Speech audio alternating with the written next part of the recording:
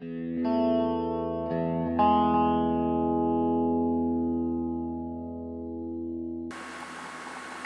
vi har så Royal Unibrew. Ganske kort om vores problemformulering. Med udgangspunkt i The Business Model Canvas for Unibrew AS skal I tage stilling til, hvorledes Unibrews AS nuværende situation kan ændres, således Unibrew AS indtjening øges. Yes, og det vil vi undersøge, det er om Royal Unibrew vil have nogen fordel ved altså at købe sig ind på ølmarkedet i BRICS-landene. BRICS-landene, som er Brasilien, Rusland, Indien og Kina. Først så har vi Brasilien. Øl det er meget populært i Brasilien, og det er landet Brasilien, det er verdens 3. største producent af øl, med en produktion af 134 millioner hektoliter i 2012. Øl og andre alkoholiske drikke, det spiller en stor og vigtig rolle for Brasiliens økonomi. Og det kan vi også se over til venstre, hvor der stadig er en vækst på øl, selvom det har været mere i fortiden. I 2014, der havde de 1% markedsvækst af øl, og den forventes stadig at stige op til mod 2% i 2018. Den største virksomhed i Brasilien, det er Anheuser-Busch InBev, som også er verdens største producent af øl. Deres markedsandel, den er på 64%, og det vil også sige, at de har monopol på markedet inden for øl i hvert fald. Nummer 2 på markedet, det er Kering Holdings Company Limited, som har 13,3%. Så det vil være svært at komme ind på markedet, men det er muligt, bestemt, når der er en fremadgående vækst. Jeps, og så er det så Rusland. Rusland gør det altså sværere at købe øl. Da Vladimir Putin, som altså er russisk præsident, har gået ind i kampen mod alkoholisme, som er et rigtig stort problem i Rusland. Og dermed har han altså indført nogle regler og love, som strammer op om salget af blandt andet øl. Nogle af følgende regler er, at afgifter på alkoholiske drikke er steget voldsomt, og så må man altså heller ikke reklamere med alkoholiske drikke i medierne eller på internettet. Jeps, og som vi kan se på grafen herovre til venstre, kan vi altså se, at der er også relativt meget negativ vækst på ølmarkedet.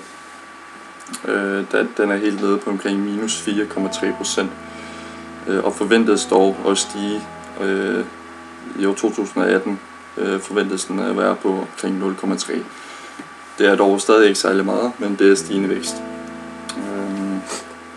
Og så nogle af de store spillere på markedet her, det er altså Carlsberg, som sidder på 40%. Og så har vi Heineken, og så Anheuser-Busch.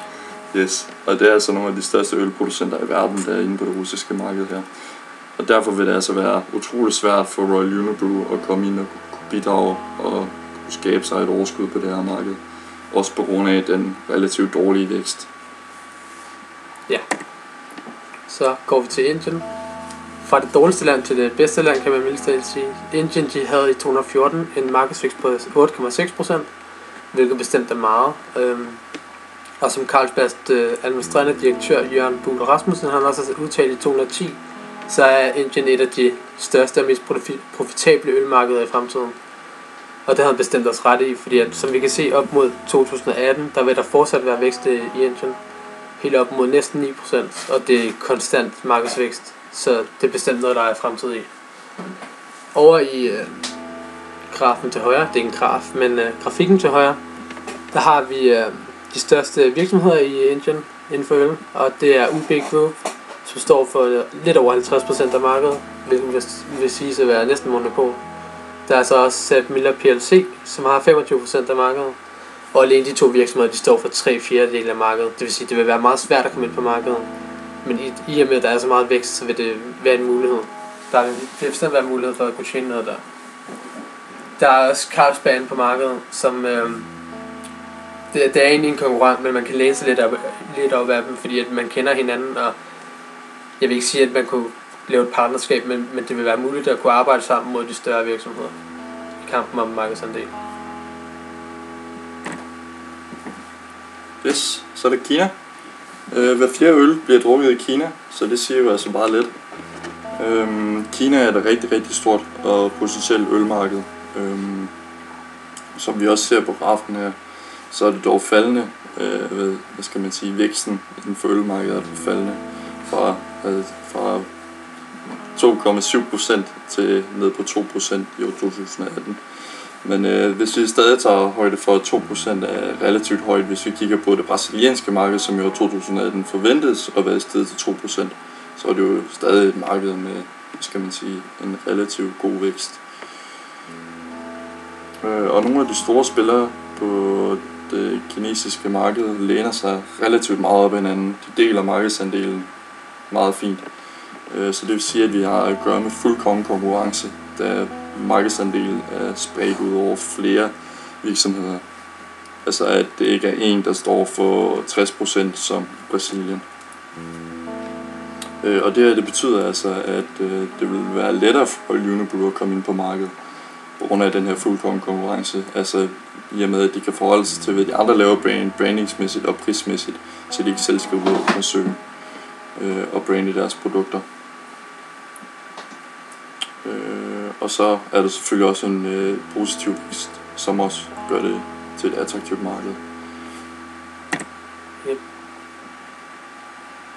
Konklusion. Yep. Kan det betale sig for jer at konkurrere i Unibrew? Det kommer an på mange ting. Det kommer også an på, hvilken grad de vil investere i at gå ud fra andre markeder. Først og fremmest så skal man måske se lidt på Indien, fordi det er virkelig der er vækst.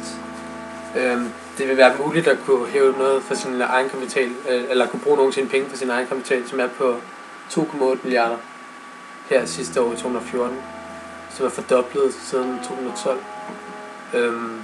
Der er nogle penge at tage af, og det kræver meget, men det kan vist være en mulighed. Yes. Ja, jeg tror det var det. Ja, og så det de får ud af det, det er jo selvfølgelig en øget indtjening over længere sigt. Ja. Og så en større markedsandel i det pågældende land skulle meget gerne være formålet med det, med opkøbet af en af de her bryggerier. Så yes. Ja.